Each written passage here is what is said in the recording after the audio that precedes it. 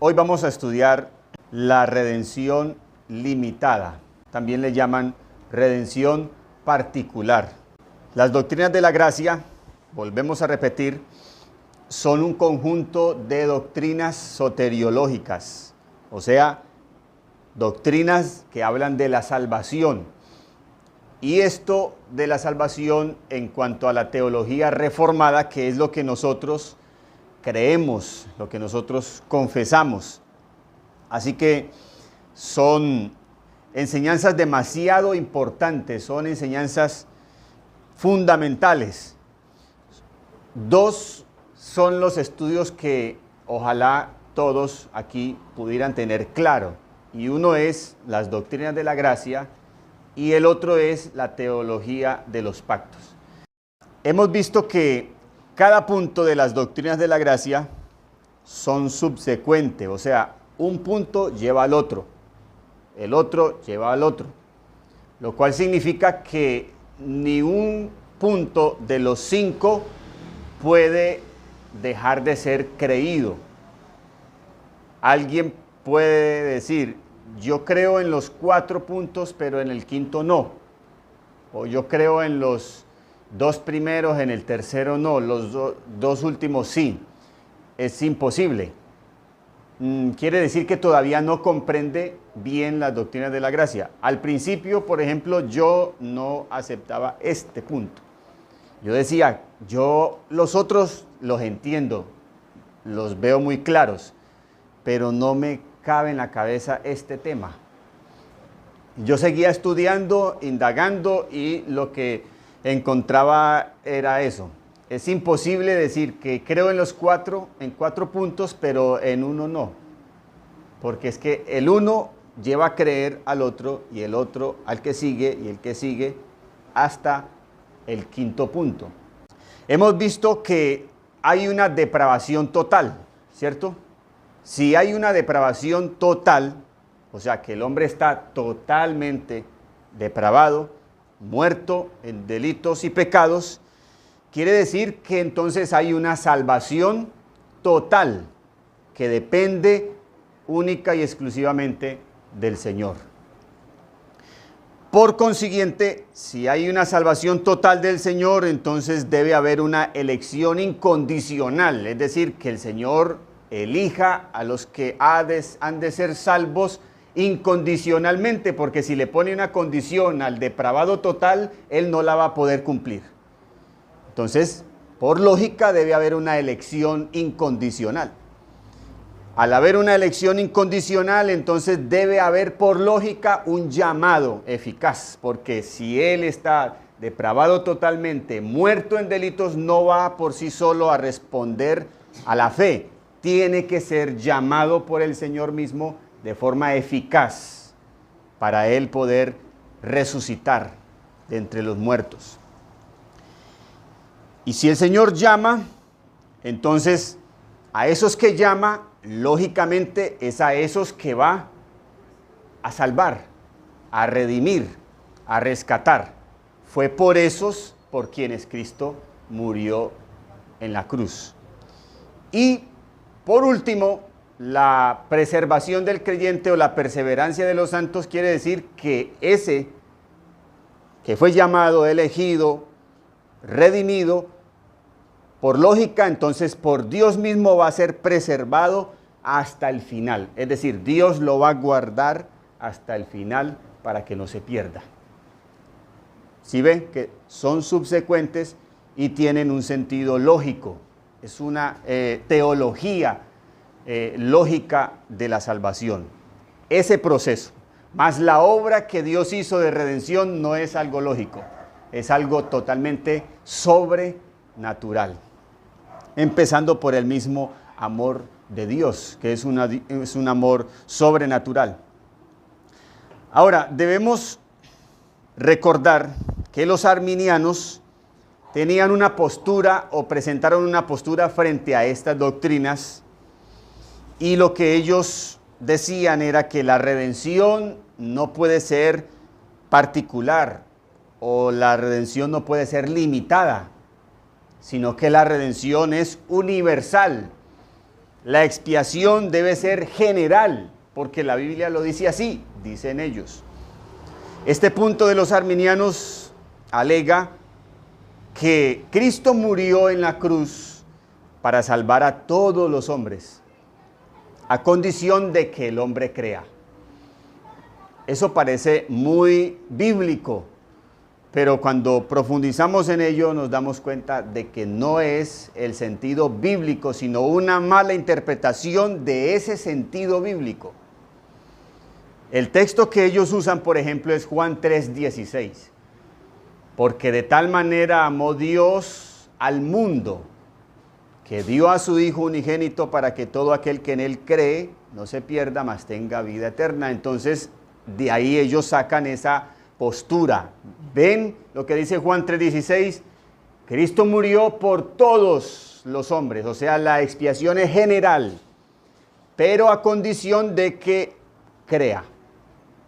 Esa es la postura y mire que sí parece bíblica, ¿cierto? Pero vamos a ir adentro de eso.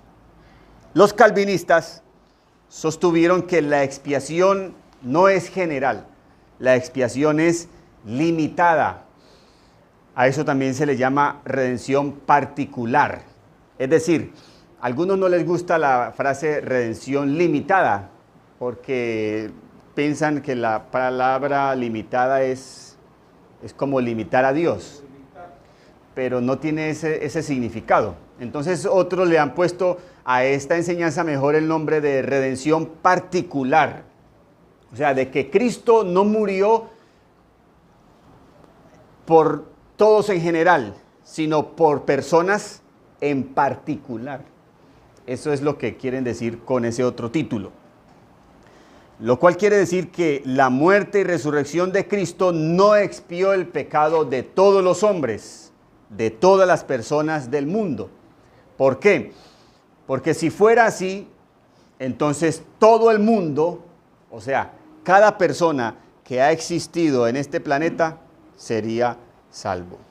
En el antiguo pacto, Dios diseñó un plan de salvación en Él mismo, ¿cierto? De salvar a los hombres. Y empezó desde el Génesis a llevar a cabo el plan de salvación. Cuando Adán y Eva pecaron, ahí ya dio la promesa. ¿Cuál fue? De la simiente de la mujer hollaría, pisaría la simiente de la serpiente.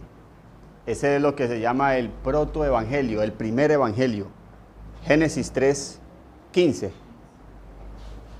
Y de ahí en adelante, a través de hombres escogidos por Dios, Él fue llevando a cabo el plan de redención paulatinamente, de forma ascendente, hasta que llegó el punto más alto, donde alumbró totalmente Dios al mundo con la obra de salvación, que fue cuando Cristo vino a este mundo. Para Dios llevar a cabo ese proceso, escogió un pueblo en el antiguo pacto que se llamó el pueblo de Israel, empezando por el padre Abraham. Dios escogió a este pueblo para expiar los pecados de ese pueblo de Israel. Cada creyente debía presentar un cordero, ¿cierto? Y eso para cubrir su pecado. En el nuevo pacto no es así. En el nuevo pacto no es que cada uno presenta su propio cordero para cubrir su pecado, sino que en el nuevo pacto es Dios mismo presentando su cordero. Juan el Bautista dijo: he aquí el cordero de Dios que quita el pecado del mundo. A diferencia del antiguo pacto, que era el cordero que el hombre ofrecía, que significaba un cordero terrenal. Dentro de las características del animal debía ser perfecto, pero era terrenal. Mientras que Dios presenta su cordero celestial, perfecto, santo, sin mancha. Dios presentó su cordero y ese cordero quita el pecado de todo el mundo una vez y para siempre. En el antiguo pacto no. Cada año debía presentar el cordero. cada año, repetirlo y repetirlo y repetirlo, lo cual significaba que esa obra era imperfecta. Solamente que Dios la aceptaba por la expresión de fe y de obediencia de cada uno al hacer lo que Dios demandaba y exigía. Pero aquí ya Dios quiso definitivamente acabar con el pecado, ofreciendo Él mismo la solución perfecta para acabar con el pecado. Por eso dice Hebreos 9, que fue una vez y para siempre la obra de Cristo. Y vamos a leer Hebreos 9, 23 al 26. Fue pues necesario que las figuras de las cosas celestiales fuesen purificadas así. Las figuras hablan del antiguo pacto. Pero las cosas celestiales mismas con mejores sacrificios que estos. Porque no entró Cristo en el santuario hecho de mano, figura del verdadero, sino en el cielo mismo, para presentarse ahora por nosotros ante Dios, y no para ofrecerse muchas veces, como entra el sumo sacerdote en el lugar santísimo cada año con sangre ajena. De otra manera, le hubiera sido necesario padecer muchas veces desde el principio del mundo, pero ahora, en la consumación de los siglos, se presentó una vez para siempre por el sacrificio de sí mismo para quitar de en medio el pecado. Versículo 28. 27, y de la manera que está establecido para los hombres que mueran una sola vez, y después de esto el juicio, así también Cristo fue ofrecido una sola vez para llevar los pecados de muchos, y aparecerá por segunda vez sin relación con el pecado para salvar a los que le esperan. Capítulo 10, versículo 14, porque con una sola ofrenda hizo perfectos para siempre a los santificados. ¿Qué quiere decir esto de estos textos que he citado? Significa que la muerte de Cristo es suficiente y eficaz para salvar a su pueblo, que fue como Dios en el antiguo pacto empezó a traer el diseño de salvación. Escogió un pueblo, le dio unas leyes, unos sacrificios, unas ceremonias para cubrir el pecado de ¿quiénes?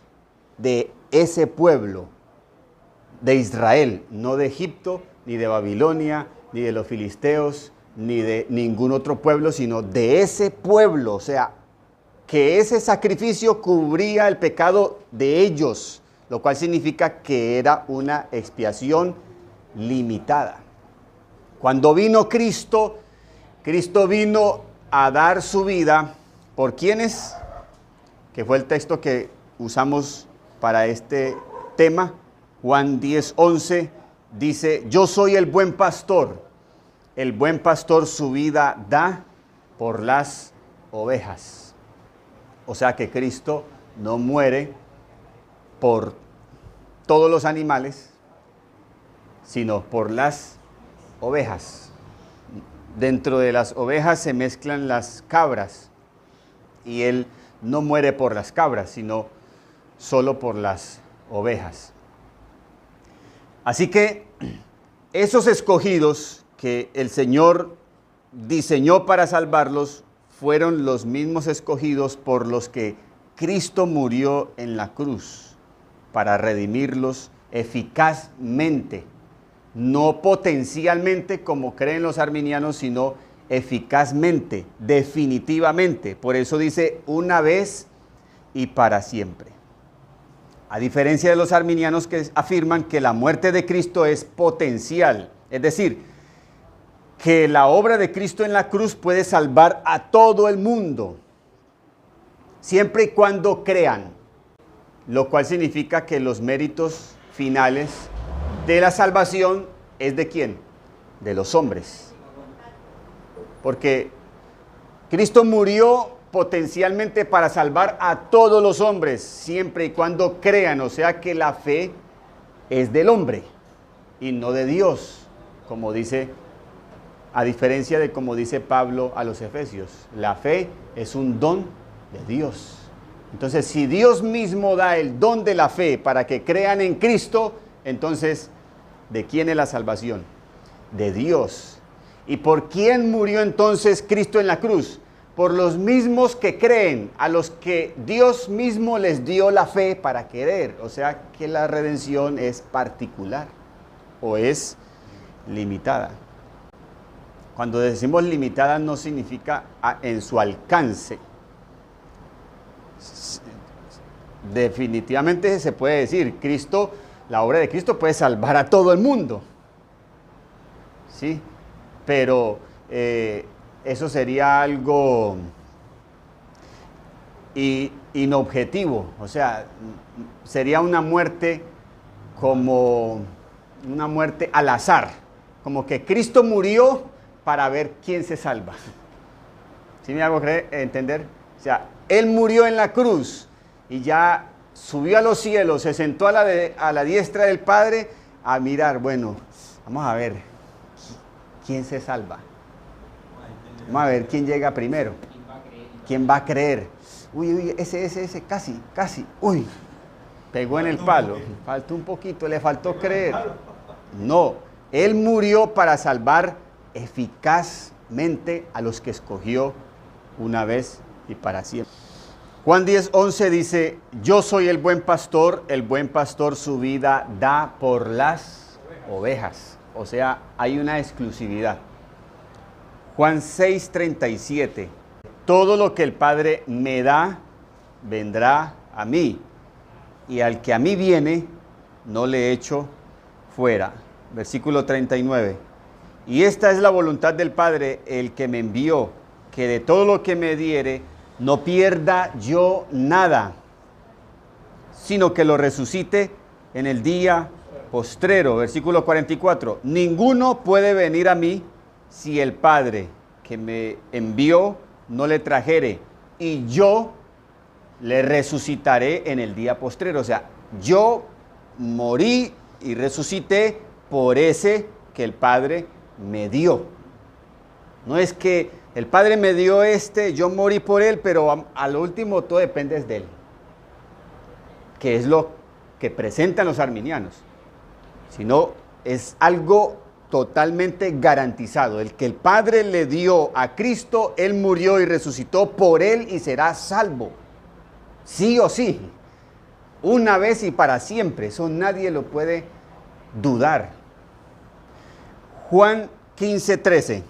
Nadie tiene mayor amor que este, que uno ponga su vida por sus amigos. Vosotros, los discípulos, sois mis amigos, si hacéis lo que yo os mando. Mateo 1:21. Y dará a luz un hijo, y llamarás su nombre Jesús, porque él salvará a su pueblo de sus pecados. No salvará a todo el mundo, sino que salvará a su pueblo de sus pecados. Hechos 20:28. Por tanto, mirad vosotros y por todo el rebaño en que el Espíritu Santo os ha puesto por obispos para apacentar la iglesia del Señor, la cual Él ganó por su propia sangre. Cristo murió y resucitó de entre los muertos para salvar a su iglesia. Ahí es donde está el alcance de la expiación de Cristo, en su iglesia. Bajo ese término es que se puede entender lo que es la redención limitada. La redención está limitada en la iglesia. Por eso es que es absurdo cuando alguien dice, yo creo en Dios pero no voy a ninguna iglesia. Esa fe es falsa, porque la redención está limitada a la iglesia. Él ganó la iglesia. Él murió y resucitó por su pueblo, por los elegidos, por la iglesia que están ahí, que se reúnen. Entonces, alguien que dice, yo creo en Dios pero no voy a ninguna iglesia, está totalmente errado en su fe. Debe congregarse. Ahora, los arminianos alegan que hay otros textos que apoyan su teoría. Y son los textos donde dice que Cristo murió por todos. Y vamos a mirarlos. 2 Corintios, capítulo 5, versículos 14 y 15. Dice, porque el amor de Cristo nos constriñe pensando esto, que si uno murió por todos, ¿sí ve? Él murió por todos. Luego todos murieron y por todos murió, para que los que viven ya no vivan para sí, sino para aquel que murió y resucitó por ellos. Entonces ahí ellos se apoyan para decir que Cristo murió por todos. La pregunta es, siempre cuando usted no entienda un texto de la Biblia, pregúntele a la Biblia eso que usted no entiende. Ahí dice todos, entonces preguntémosle a la Biblia, ¿quiénes son todos? La respuesta está en el versículo 15. Y por todos murió. ¿Quiénes son todos? Para que los que viven ya no vivan para sí, sino para aquel que murió y resucitó por ellos. ¿Quiénes son todos? Todos son ellos. Y ya ellos no son todos. Ya ellos son un grupo. Ya ellos son algo seleccionado. Ahí está la respuesta. El versículo 17, ellos son los del versículo 17. De modo que si alguno está en Cristo, nueva criatura es. Las cosas viejas pasaron, y aquí todas son hechas nuevas. Esos son ellos, los que están en Cristo. Romanos 5, 18. Otro texto donde dice todos. Dice, así que como por la transgresión de uno vino la condenación a todos los hombres, de la misma manera, por la justicia de uno, o sea, de Cristo, vino a todos los hombres la justificación de vida. Volvemos a usar la pregunta, ¿quiénes son todos los hombres? Versículo 17. Está la respuesta. Pues si por la transgresión de uno solo reinó la muerte, mucho más reinarán en vida por uno solo, Jesucristo. ¿Quiénes? Los que reciben la abundancia de la gracia y el don de la justicia. Esos son todos los hombres, los que reciben. O sea que hay unos que no.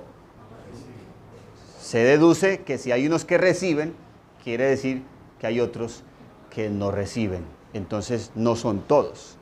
Entonces, ¿quiénes son todos?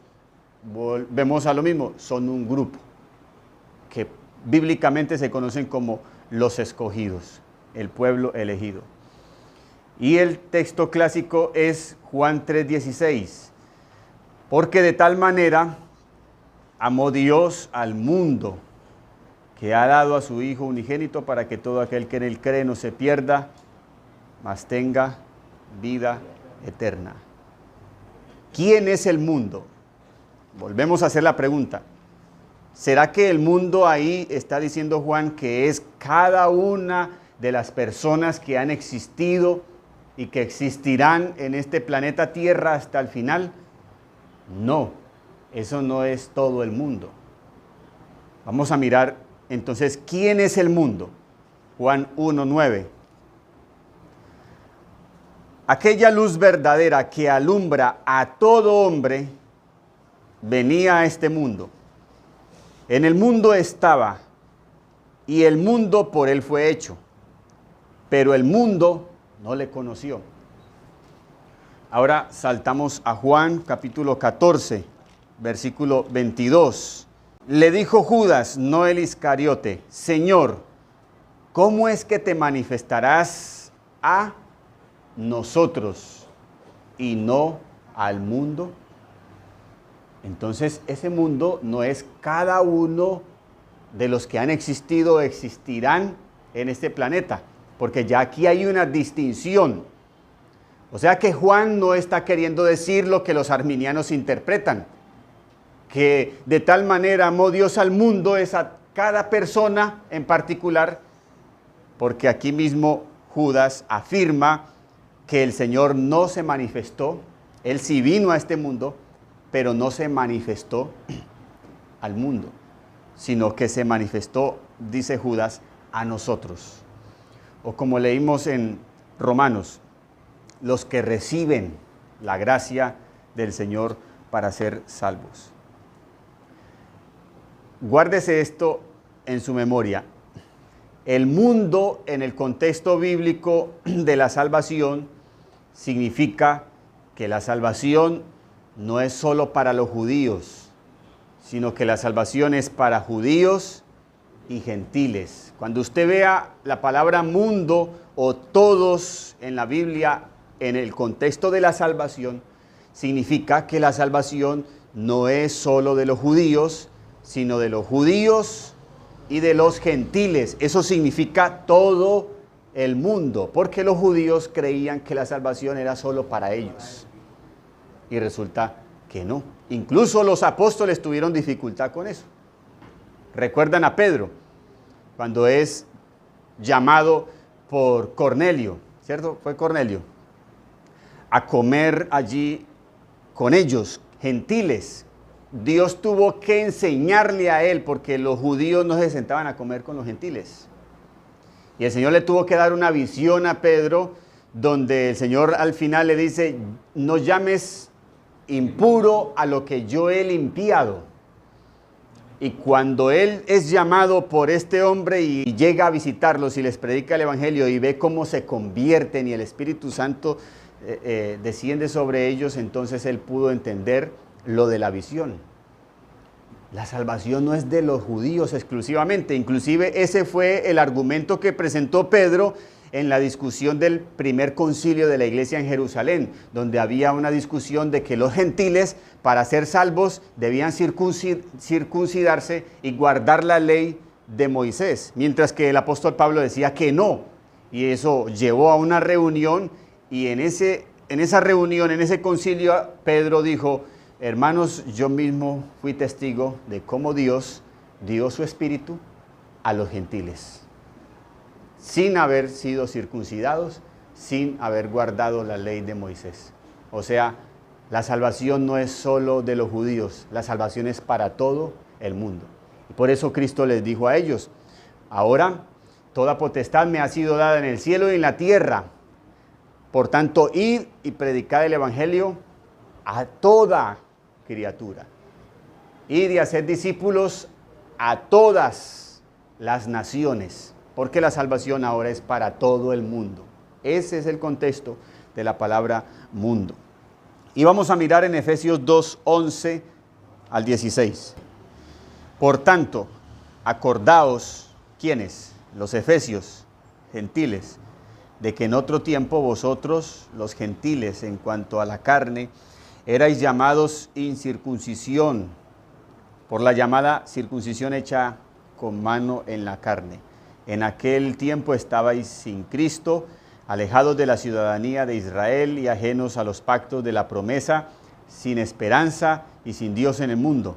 Pero ahora, en Cristo Jesús, vosotros que en otro tiempo estabais lejos, habéis sido hechos cercanos por la sangre de Cristo, porque Él es nuestra paz, que de ambos pueblos, judíos y gentiles, hizo uno, derribando la pared intermedia de separación, aboliendo en su carne las enemistades, la ley de los mandamientos expresados en ordenanzas, para crear en sí mismo de los dos, o sea, judíos y gentiles, un solo y nuevo hombre, haciendo la paz.